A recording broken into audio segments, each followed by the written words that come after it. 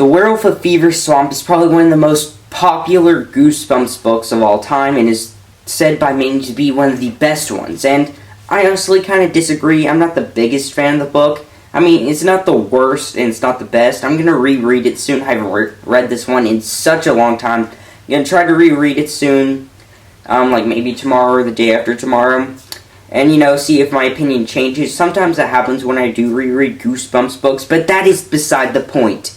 And anyway, guys, I have a theory about this iconic Goosebumps book, and that is all these supernatural occurrences in this book were actually dreamt by an insane main protagonist of this book, and that main protagonist is Grady. So basically, if you didn't really get that clear enough, main protagonist Grady, I think he caught this fever that made him go crazy and envision all the supernatural events of this book.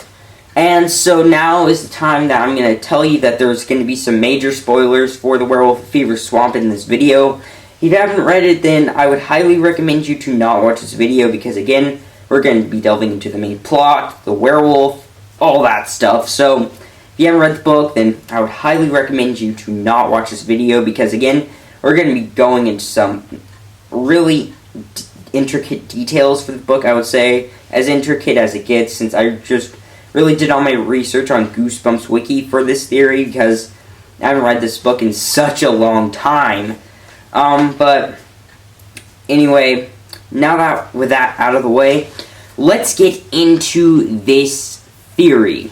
And so the book starts out with Grady moving to this swamp in Florida. And so, just stuff happens, a bunch of false scares, I think.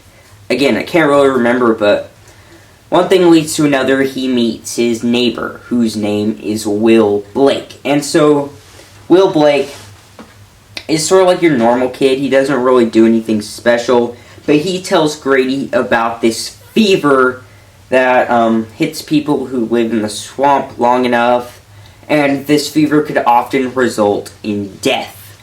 And so, this is never really built upon later on in the book. It's never really said anymore other than that one scene, but this is very important to the theory, so make sure you remember that portion about the fever, because again, that is very important to this theory. But basically, creepy stuff starts going on. There's a lot going on in this book. Like, Grady keeps hearing these howls at night. And also, he meets up with this dog named Wolf. And so he's basically this huge dog, and he's blamed for all these mysterious deaths of animals going on all around the swamp. Like in one scene, a rabbit is killed, also a deer is killed, and the entire family, except for Grady, blame it on that dog.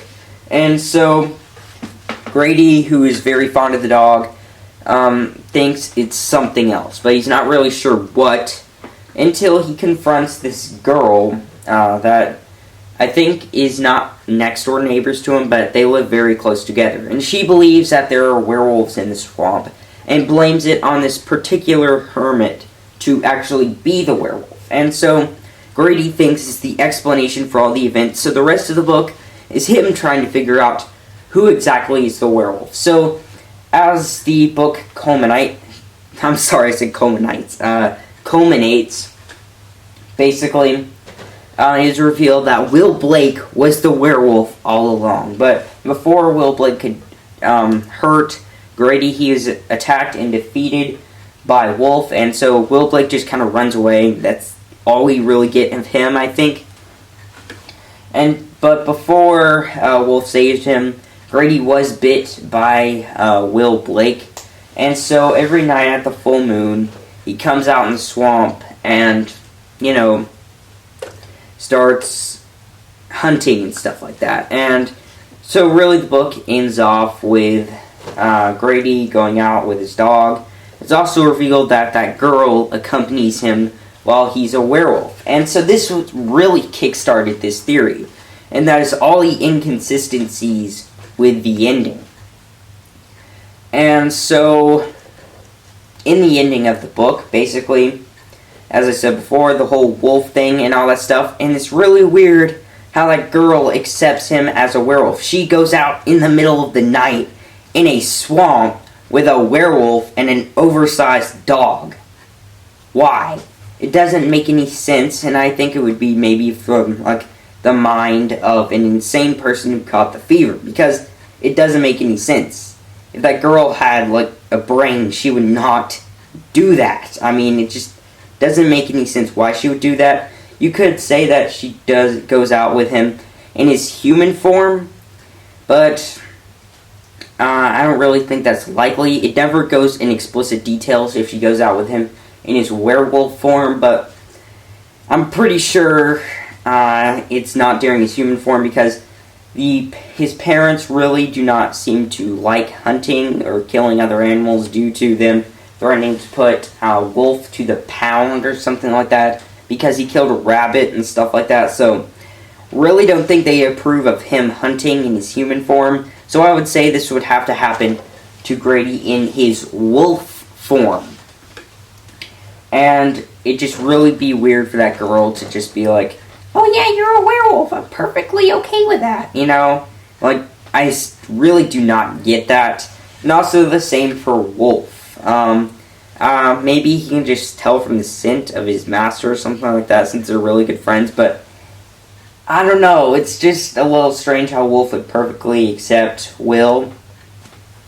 Just a little strange, but the biggest inconsistency in the story is that Grady seems to have perfect control over himself. In all the other Goosebumps books where the main protagonist turns to a werewolf, I think, namely a werewolf in the living room, they have no control over their actions. They just start doing werewolf things, destroying things, you know, and they have no control over themselves. Even Will Blake in the story does not have control over himself. It's not like he's naturally evil.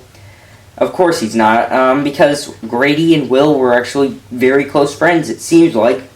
And so I don't see him just attacking Grady out of nowhere if he did have full control over himself, and all the other Goosebumps werewolves do not have full control over themselves either. So I would say that it's strange and it's huge inconsistency that Grady seems to have control over himself, that he doesn't attack the girl or his pet dog, because don't you kind of like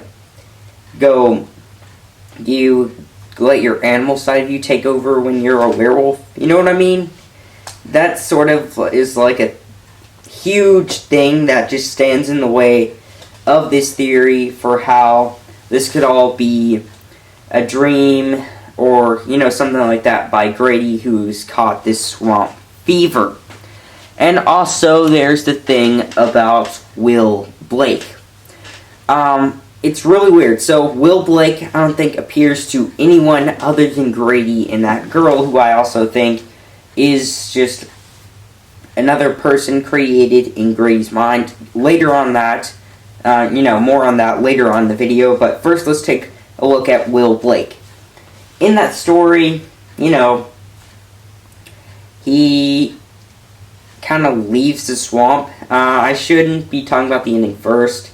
Maybe you should start earlier, but first I just want to talk about this ending of how he left the swamp. The book goes in explicit detail on how Grady just left the swamp.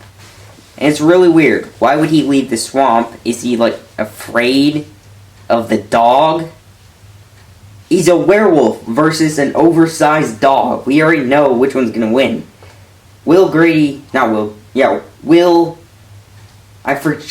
I'm so sorry, guys. I just forgot his name.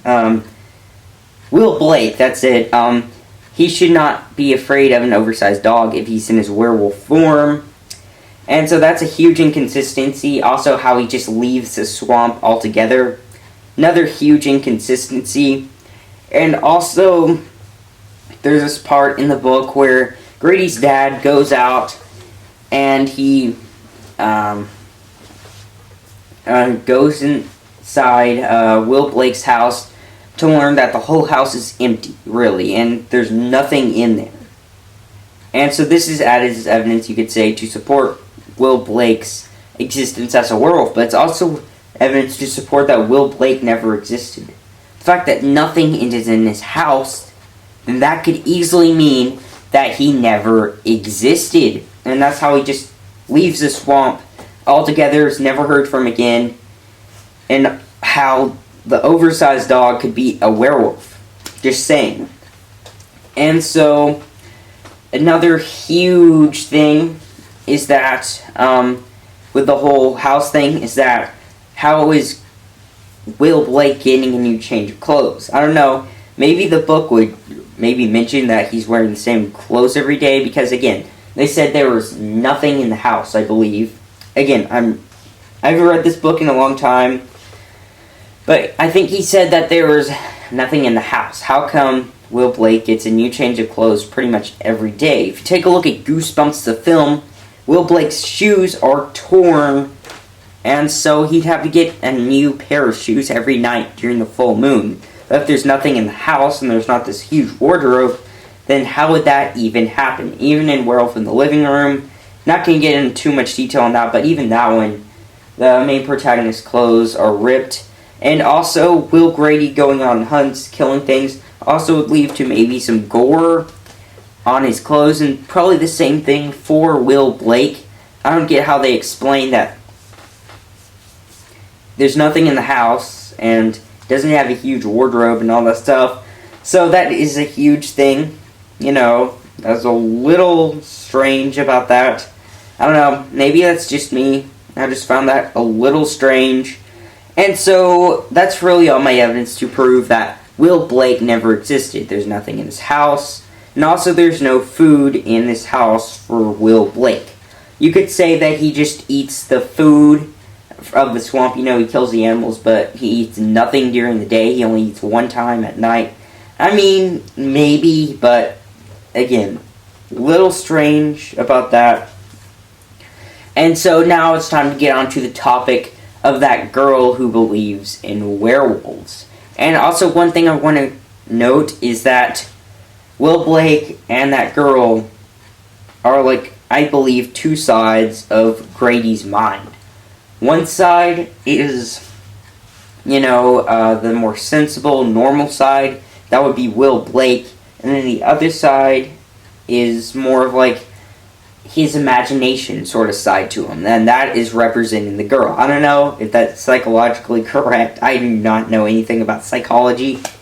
Just saying, but, you know, it is sort of makes sense from just a non-experienced psychological person's perspective. And also, time to get more into the topic of the girl.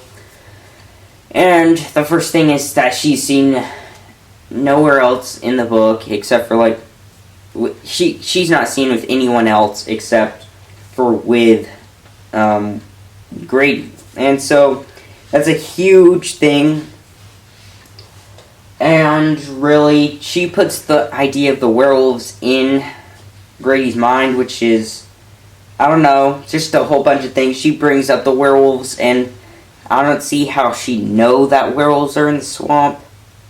You know, like, no one ever mentions it in the entire book, I don't think. Even the swamp hermit who lives in the swamp, I don't think mentions it.